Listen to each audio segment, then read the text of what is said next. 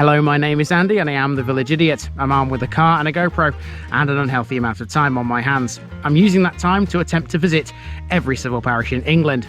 You're watching the East Riding of Yorkshire series. Together with the unparished city of Hull, it forms the county of the same name. There's 172 parishes here. Which one are we in today? Welcome back to the East Riding of Yorkshire yet again, folks. Now, we saw Hedon last week and that was quite an impressive place, you will admit. Well, this place is just to the north of Hedon. It's also partially to the south. I'll explain that as we go around this place. Welcome to the lovely Preston.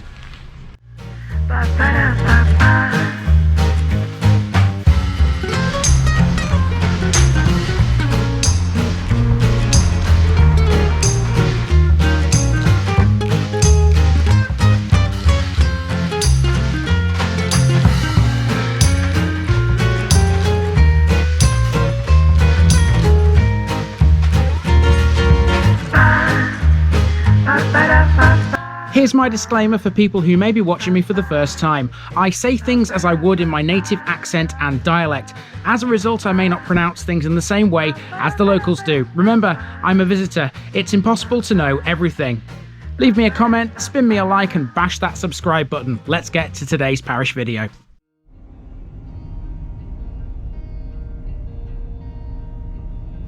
Preston, Priest's Town. If you live in Lancashire and you've clicked on this video, you might have thought it was about a town in your county. Alas not, we're in the East Riding of Yorkshire and the last one to cover to the immediate east of Hull is the parish of Preston.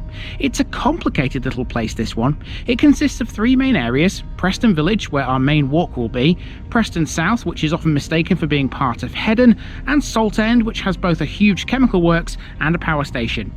Recently, Preston South was marked clearly by the council, however the two are not geographically all that close and still stand as two separate areas separated in places by Hedon. Since Saltend sits on the Humber, visiting this one means we've completed the entire Humber Estuary east of the Humber Bridge. Crackers. Preston means Priest's Town. It was an important ecclesiastical centre predating the much more historic town of Hedon to the south. Preston's features include Holderness Academy, a secondary school which has made headlines in recent times. Its 13th century church is its main focus, standing on a tight bend on an equally tight main village street. There are two pubs, a couple of businesses, and a fair few hidden gems. So, without further ado, let's get moving.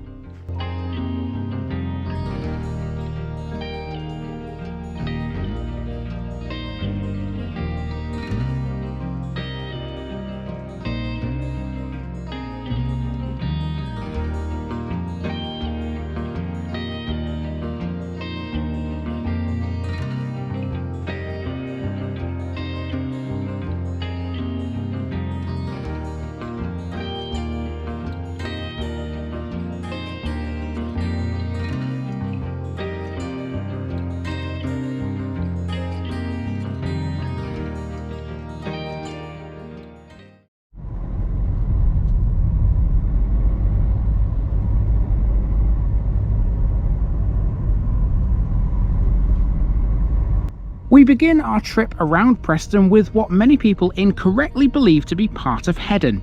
This is Preston South, an area to the immediate west of the Westlands estate, which we walked through last week. This area has never been part of Hedon and it's governed by Preston Parish Council. It's mainly residential, but it does have one major landmark, the local supermarket, Hedon's branch of Sainsbury's. It used to be a co-op store and then a Netto before Sainsbury's took over in 2016. In 2022, this supermarket hit the headlines because 3 cars parked in its car park were engulfed in a terrifying inferno, which required the efforts of 2 fire engines to extinguish. Next to the superstore is a small industrial estate, St Augustine's Park, which has office blocks used by Yorkshire Water. Across the way is a pub and hotel named the Kingstown. I can recommend it because we've stayed in it before. Remember though, none of this is Hedon, it's Preston South. The East Riding Council even went so far as to put up signs recently to avoid confusion.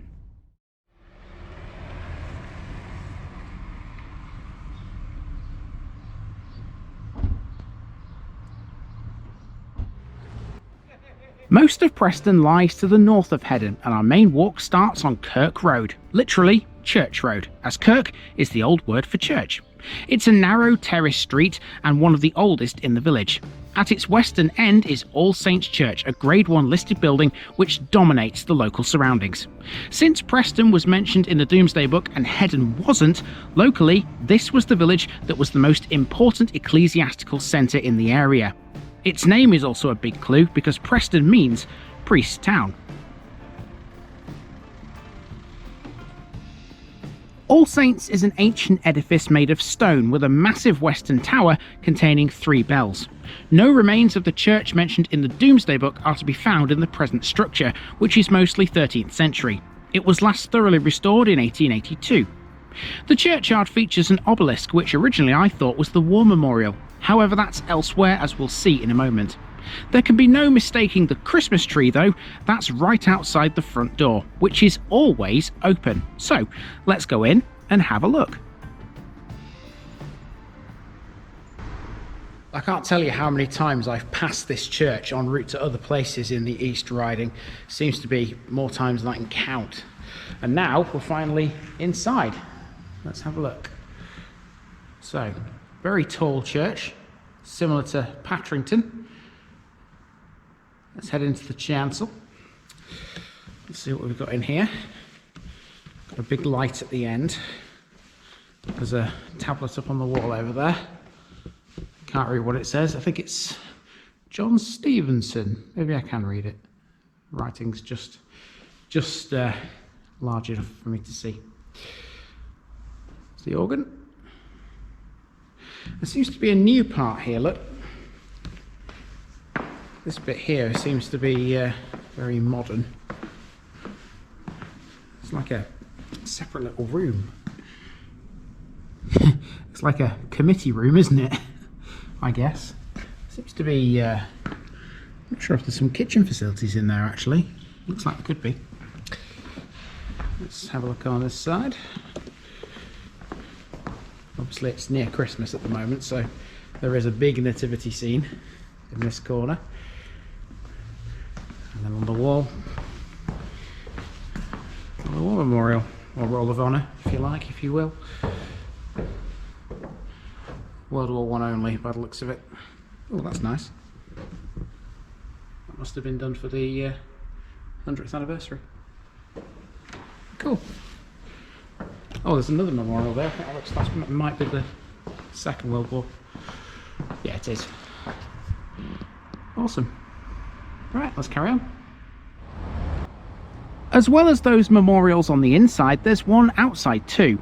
This lists everyone who served and returned in World War I, with those who died in the middle. Now we're on the other side of the church, and as you can see, it stands on a sharp bend. It's a 20-mile-per-hour zone here, and for good reason. Nearby is Alan Jones Butchers and Bakers, famous in these parts for their awesome meat pies. They're at number 37 Main Street, and 2 doors up is this grand 3-storey property at number 41. I couldn't find much about this one, but even so, it's still a gorgeous house. Up next is Preston Community Centre. It's a village hall which also presents plays and films for the local community. Outside the hall is a parish notice board, and you know what that means. 37 to go, folks. Let's continue up the road.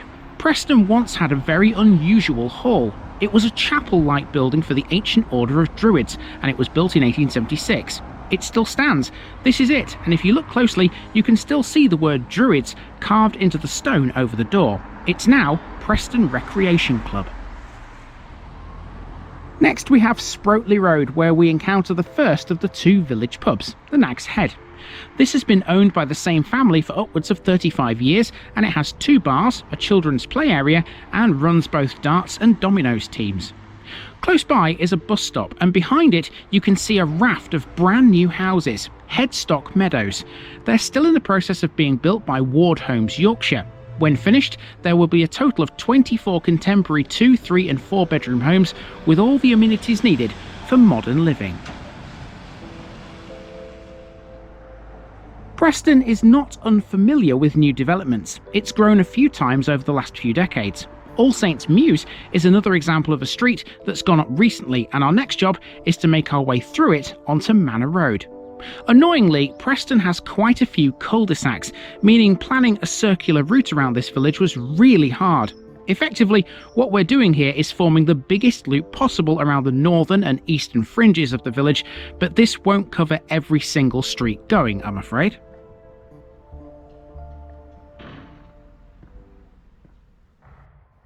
I struggle to write anything for this part of the village, it has to be said, because it's overwhelmingly residential.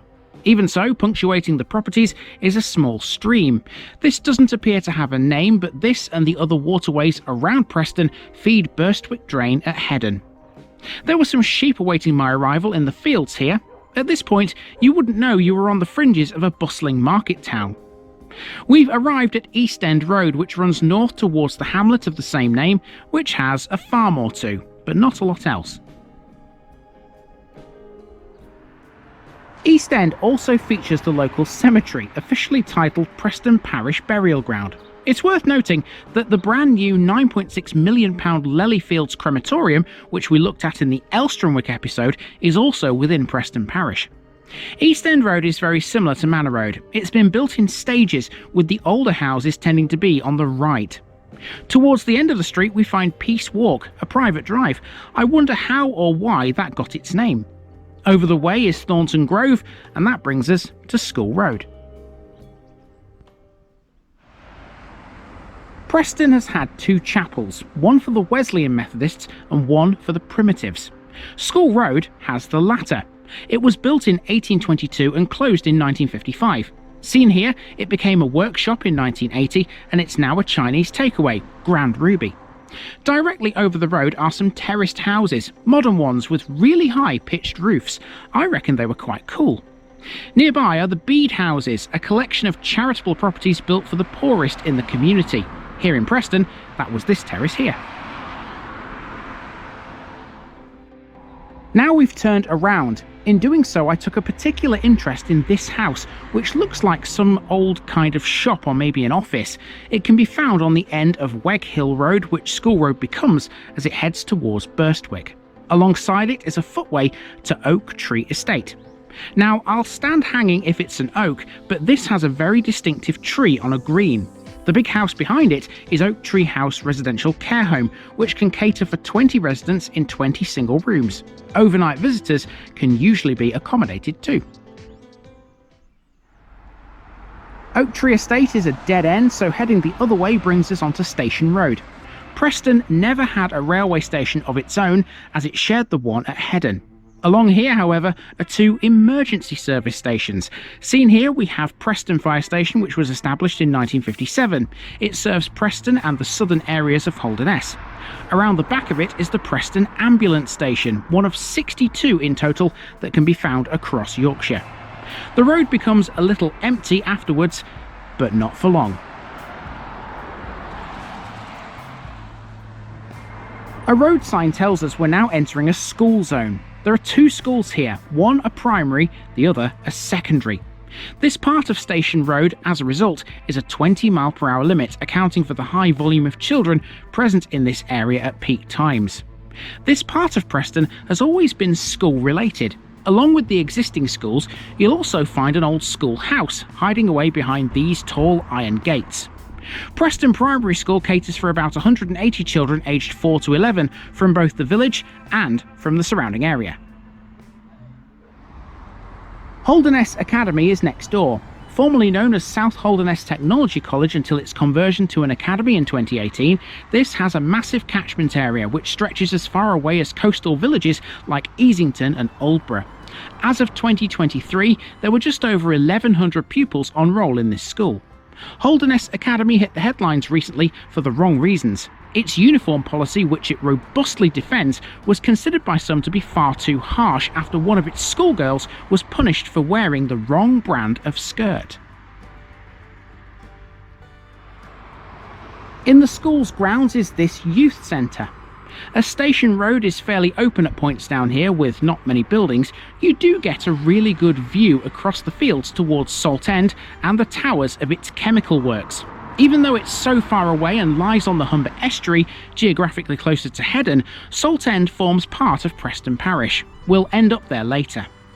Completing this school section is a preschool and day nursery. This is another part of the private Songbirds establishment that we met last week in Hedon. After walking back up the road towards the church, we're met with Preston's central junction. This is a narrow crossroads and far too difficult to navigate without traffic lights. Approaching from Hedon, there are actually two sets of lights in order to prevent cars waiting at the narrowest point. On the crossroads is the second chapel. This one was originally for the Wesleyans. It's still in use as Preston Methodist Church.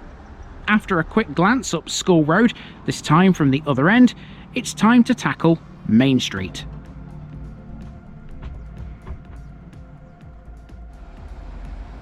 Over the junction we find the Cock and Bell Inn. This is a multi-roomed pub with a single bar and a pool room. It's very much a locals pub with popular live music nights. On that note, pun very much intended, this also has an annual festival named Cockstock, which showcases local bands and artists. Right outside the pub is a white phone box, of course classic East Riding. Beyond that is a pizza takeaway, Al Capone, which used to be called Pizza Palace. The bus stop you see here is served by the number 277 between Hedon and Hull. Now for a gentle amble up Main Street back to the church. This is the oldest part of Preston and you can easily tell. It has an array of terraced cottages and references to bygone times, like Old Granary Court on the right hand side. Preston doesn't have a lot in the way of modern businesses. Aside from the ones we've already covered, Main Street doesn't have a great deal to add. Until recently, there was a third pub here, the Blacksmith's Arms, which closed its doors in 2015. It was located next to Al Capone and it's now a private house. There is a convenience store which doubles as the post office, as well as Paul's Barbershop and Main Street, both of which are equally adept at cutting and styling hair. The rest of the road is residential, and it's not hard to tell you're in the East Riding, is it? This kind of narrow, close-knit street with brick terraces confirms beyond all reasonable doubt that we're not in Preston, Lancashire. Before long, we find ourselves back in the shadow of All Saints Church, having spent almost an hour exploring this lovely little East Riding village. We briefly mentioned it earlier, but today's special section is about the Lelly Fields Crematorium. When we saw it in the Elstromwick episode, it was still under construction, but now it's complete. Lelly Fields cost a whopping £9.6 million to build, and it opened in early 2023. It bills itself as being the heart of Holderness. Lelly Fields is the first new crematorium to be built in the East Riding since the opening of Holton Price in 1998. Although generally accepted amongst the community, its development did bring concerns about potential traffic problems and congestion in Preston when the scheme was first announced. The feeling was, though, amongst all, that there was a clear need for the facility, which will serve the area for generations to come. It also created new jobs for crematorium officers, operatives and caretakers. Upon opening, people were invited for a behind-the-scenes look at the new crematorium, including being allowed access to all the areas that the general public normally wouldn't be allowed to. We all know at least one person who would have been all over that. And there you go then, we are back at the church where we began about an hour and 15 minutes ago. It's a big old place, this Preston. You don't realise how big it actually is. When you look at the map, you think to yourself, oh, that's quite small. It's not really. It took me quite a long time to walk around it. Oh, the church bells are chiming. That's quite nice. Right, there's one more thing I still need to cover, and that is Salt End. And we're going to take a drive down there to finish off this episode.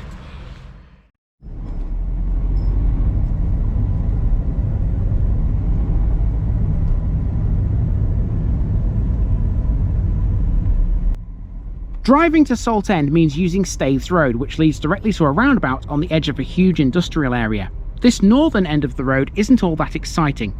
Save for Wright's garage on the left and a few small businesses further up the road, that's practically it. The other end is much more interesting. As you near Salt End, you go over the former Hull and Holderness Railway, and immediately to your left is a former racecourse which held its first meeting in 1888. It became an aerodrome in 1929 and was opened by the Duke of Kent. That was only short-lived though, and closed during World War II. Afterwards, the site was briefly used as a speedway track, but now it's simply been left for grazing cattle. Salt End sits on the northern bank of the Humber. It's classified as a hamlet, although residences here are few. The place is dominated by a huge chemical works and a gas-fired power station. Chemicals produced at Saltend include acetic acid and acetic anhydride, roughly 900,000 tonnes annually. This makes Saltend the largest producer of these chemicals anywhere in Europe. Saltend Power Station was commissioned in the year 2000 by Ent Energy, an American power generator. It was later sold to fellow American company Calpine before coming into the hands of International Power and Mitsui in 2005. Saltend is one of the most efficient power stations in the UK because its main waste product, steam, which it produces 120 tonnes of every hour, is sold to the chemical works. Saltend is ever expanding. In July 2021, clearance works were started on a new factory designed to deal with rare earth metals mined in Africa. North of the A1033 and away from the main chemicals park is Yorkshire Water's waste treatment works. This can sometimes be smelly, and although Yorkshire Water invested £30 million a few years ago to improve the odours emanating from the plant, local people in Preston and Hedon still complain. They've even employed solicitors to bring about legal action over the smell. And speaking of the A1033, that's our ticket out of here. It's the road into Hull which passes the port on the left-hand side, also on the Humber Estuary. That's been Preston, and with it, everything to the east of Hull is complete. Next time in the East Riding, we'll be heading back north again as we begin to explore the fringes of Bridlington.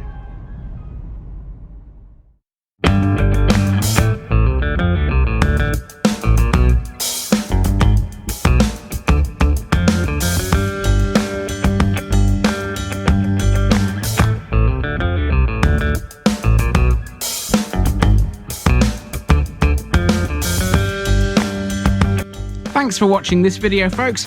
Don't forget to like this episode if you haven't already. It really makes a difference with YouTube. If you're new here, subscribe to the channel for more videos like this, and give us a share too if you've got friends who'd like it.